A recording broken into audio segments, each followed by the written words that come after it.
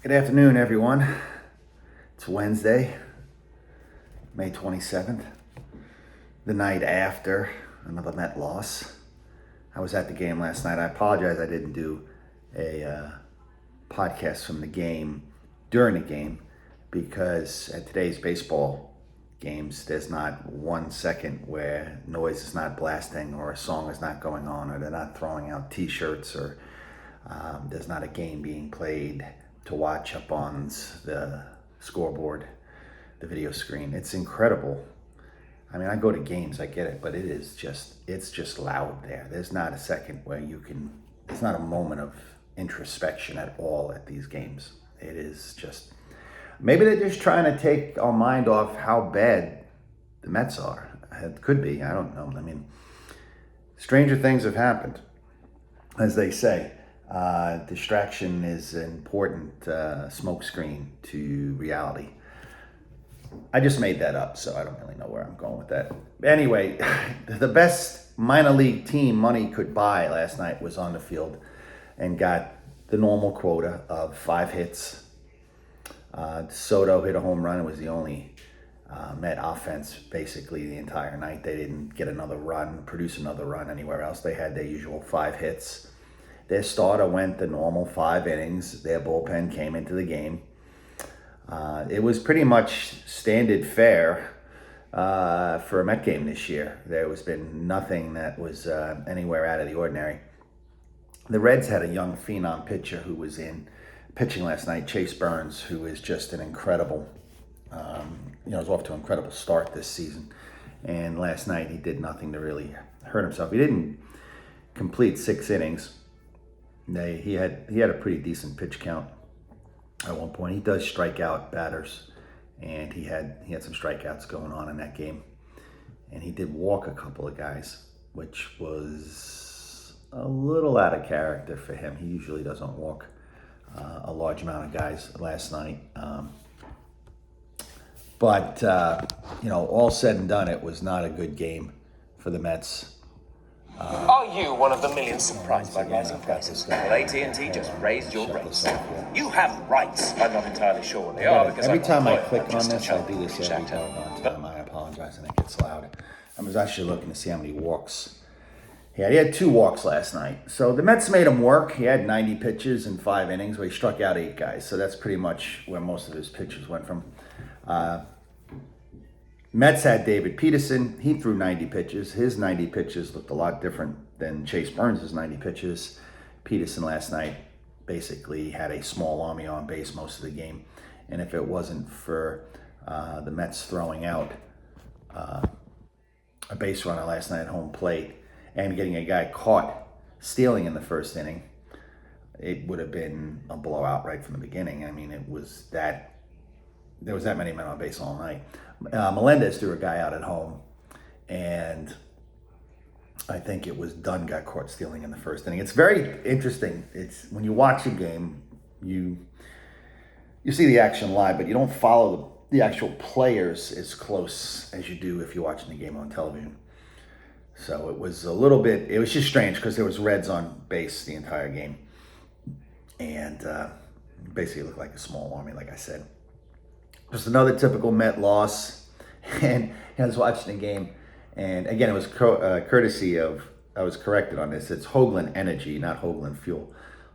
Hoagland Energy gave us the tickets last night and to their luxury box. Thank you to Billy Hoagland, just tremendously generous person and his team. Again, I can't say enough about them and thank them again for their generosity, as always. So last night's game, it was could have been a blowout from the start. But again, while you're there, it's a little hard to see, to track the players as you would if you're on TV. And you don't also get any, we're not listening to the game on radio or TV, so we don't get Ron or Keith's analysis of the game. We just watch it. But as I was watching the game, there's a couple things that did stand out to me. One of them is just how bad the Mets are fundamentally. There was a play at home plate and Peterson wasn't backing up. They were throwing to the wrong base most of the night. It was incredible to me what I was seeing. And, you know, they fired their coaching staff from last year. And it is, I don't want to call this coaching staff incompetent, but I have had my moments. The Mets have had a couple of players thrown out on the bases this year with nobody out at home plate. And it's just, I'm starting to wonder who these coaches are, because the team can't hit. The team can't steal bases anymore, and they were the best at that last year. The pitching is falling by the wayside, and eventually the bullpen will collapse as well. Manaea gave them 3 innings last night, much needed, because today is a bullpen day for the Mets. What else can I tell you? Brazoban will start the game, so it's going to be Brazoban, Raley, Weaver, and Warren will be the 4 guys I'm going to say. And if they're winning, we'll see Devin Williams. And just a little shout down to Devin Williams. I'll call it that way. Shut the F up, okay? I don't need your Twitters or your Instagram. I don't have any of this social media stuff. I just happen to see it from a buddy of mine where he said it's nice to be on a team that wants you. I watch a lot of Yankee games too, and I'll tell you straight out, he was a disaster last year for the Yankees, an utter disaster. And every Yankee fan would have bought him a ticket out of that locker room and to go somewhere else. So to go to another team, fine. And after you finally get a save, to write something, you know, mind-boggling me, but to write something make a rebuttal to that is just shut up. Don't talk. Don't write anything. Get your one save and move on. Because the minute he opened his mouth, he then gave up a grand slam, a walk-off grand slam to, you know, lose the game the other night. And I don't think there's anybody who would disagree with the fact that he's a bottom 1/3 reliever, closer these days. So just shut up, go pitch, try to get somebody out in a big spot, because you haven't done that since Alonso took you deep, okay, in the playoffs 2 years ago. So watching you pitch now is, you know, you just try to fool people with a changeup because your fastball's mediocre, and if you're not getting people out with a changeup, you're not getting anybody out. So I get a headache when I think about this guy writing this stuff. Your team's 11 games under 500 and sinking fast there. 15 games out right now of the division. I don't even need to update that. I mean, it's crazy how far out they are before June. It's not even June, and they're 15 games out. I mean, that's incredible. You know, it reminds me, like I said, one of my buddies last night was talking, and he said, you remember when you watch Major League and the owner of the team was trying to put the worst team on the field that they could put on? Remember, it was that female owner? I forget who she was. It's a decent movie. It's not one of my favorite baseball movies, but it's a decent movie. And I looked at David Stearns, and I'm looking at the team, and I'm wondering if there's some type of correlation there, because, like, did you purposely put this team out on the field? Like I said, it's the best team, best minor league team money can buy. I'm starting to wonder if they could win in the minor leagues. I mean, they have, again, I'm not going to belittle this fact every time I come on, but I mean, the last 3 guys in that lineup are automatic outs, and there's just no one else aside from Soto who's doing anything. And AJ Ewing is, you know, respectable, and he's a rookie. By the way, he was batting 4th last night, which tells you how far this team has fallen. You know, again, no Polanco, no Roberts. I get it, they're on the DL, and no Lindor, but I mean, maybe Lindor makes an impact. Anybody telling me that if Polanco and Roberts were here, that this team is any better? I mean, come on. It's pathetic. And every team's got injuries anyway. I mean, maybe Lindor pushes the needle a couple of games. That's fine. I mean, if you're a 7-WAR player, theoretically, you're making a difference every 50 games of 2 games, right? Pretty much. So what are the Mets then? 7 games under 500 if Lindor is here? That's best case scenario. So, again, just another day in Metland. and another disaster. Fundamentally, I'm shocked at how poorly they play. And like I said, you get to see that though when you're watching a game, because you see the whole field.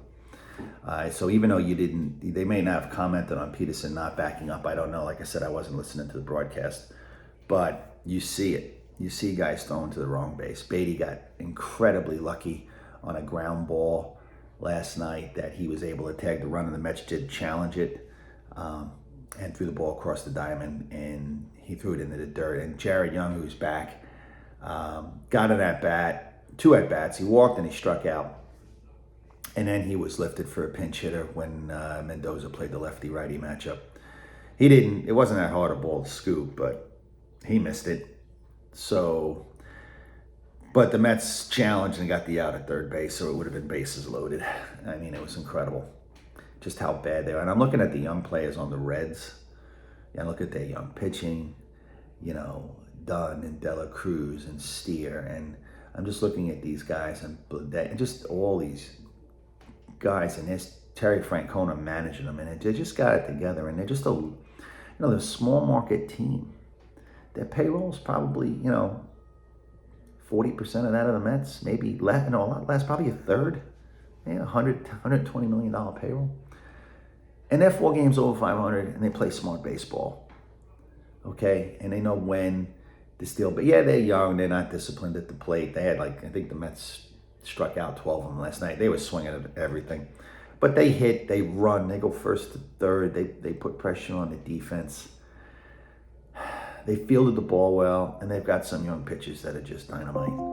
And we're going to see, just what type of, I'll see if the Mets have any real fortitude today, because if they're going to get swept by Cincinnati, I'm going to imagine if they get swept here, I think they're going to make a move. I think they're going to fire Mendoza if they get swept here. This is just, I've been pretty good. I can't see him surviving being 12 games under 500 going into June, basically, or more than that. And the lifelessness at which they're playing. And it's almost like they're dead. I guess I call them dead from the neck up, but I almost feel like they're waiting for the other shoe to drop. And he's playing lefty-righty matchups with Young and Beatty last night. It didn't help. I mean, they bring up Wagaman, and he was hitting the cover off the ball in Syracuse, but, he's not going to push the needle either. He was 0 for 2 last night. It's incredible. I mean, so this makes 4 of the last 5 games where they haven't even gotten more than 5 hits in a game. I can't believe that. I mean, it's an amazing statistic to look at. It's really funny too. They put the lineups up on the scoreboard so you can see, and they put it nowadays. Everything's OPS. Nobody puts batting average down really too much anymore. It's always OPS. And the Reds had 6 guys in their lineup over 750, and the one guy who wasn't. The one real stud was Suarez, who's got a baseball card with a ton of home runs on the back of it. So you're not worried about him. It was just incredible to me that, and I think he got it up over 700 last night because he had a couple of hits. So if I was to look at them last night, Dunn, De La Cruz, Stewart, Steer, Suarez is now over 700. Myers, Blade, the top 8 guys there, 7 guys there, are all over 750, except for Suarez, who's over 700. That's incredible. I mean, and then you look at the Mets, and they don't have a guy it's aside from Soto and Ewing, it's a struggle to have anybody over 750. I mean, it's incredible. That's the only 2 guys they got over 750, and then they got really no one else over 700. By the lineup at the end of the day yesterday. Benj, Bichette, I'll throw Vientos, Beatty or Wagaman, Simeon, Melendez, and Torrance. There's not one guy on that team who's got an OPS over basically 650. That's insane. That is insane. But the really insane part is, let's throw let's throw Bichette out of the mix. And I keep saying this in Soto. Simeon's had an OPS. He was under 650 all of last year, and he's a year older. So Who of these players that he's thrown out there have ever done it anyway? Vientos had a decent year in 2024. Like I said, he was their best hitter down the stretch into the playoffs, and he had a terrific year, but he was horrible last year. Bad. I wouldn't say horrible, but bad. And he's not good right now. I mean, he was hitting the ball well early in the year, but he's down to 229 and at 267 on base percentage. At some point, you got to look at this and just throw your hands up and say, he stinks. I'm getting to this point. Have a game where you go 4 for 5 and you knock in 4 runs. Again, and the funny thing was Mendoza was saying, again, home runs, we need a home run. You don't have a home run hitting team, so you better find another way to score runs. And you can't steal bases anymore, so what are you going to do? You better have a bunch of guys hitting 280 because you're going to need to go from first to third and get singles and doubles. And they don't have that either. So where are they going to score runs? I mean, I think it's just a matter of time for they're going to have to scapegoat somebody. They're going to lose this fan base. So last night, there was not a lot of boos in the stadium. It was a perfect night to play. I don't know what the attendance was. I'm going to see if I can find it real quick. It didn't feel like the ballpark was full, but it wasn't empty. If you told me there was 25,000 there last night, I wouldn't have doubted you. I would have thought, okay, they don't put attendance here. That's kind of annoying. Yeah, I don't see any attendance. They used to put the umpires in here. This is ESPN. I tell you what is interesting is you looked at the balls and strikes that Peterson was throwing last night. I mean, he was like at one point 40 balls and like 22 strikes. I mean, it was incredible how bad he just was not. I mean, it's just walking guys and getting behind the entire game. I mean, I just couldn't. I just looking at this and just saying, it's a matter of time before the Reds just blow him off the field. Bichette made another error last night, so that's number 6 for him. I know he wasn't hired to play shortstop. They're saying it was 36,000 there last night. It was T-shirt night. I did get a T-shirt. I forget where I put it too. I did get a T-shirt.